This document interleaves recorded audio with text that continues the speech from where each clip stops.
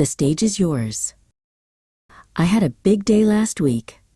I stood on a stage and talked to 300 people. They were all students, just like you. I was there to tell them about something very important. We were raising money to help people who are sick with cancer.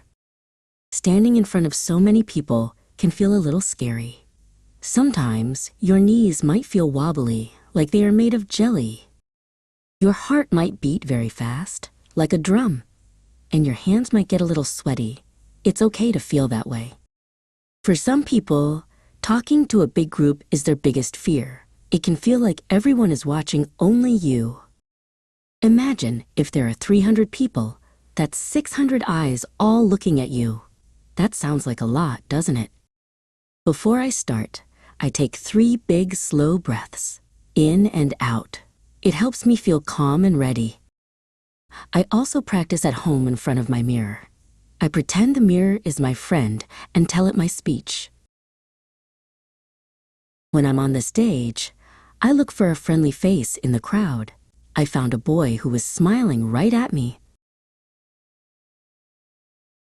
I pretended I was talking just to him. And you know what? It wasn't scary at all. It was fun, and you can do it too.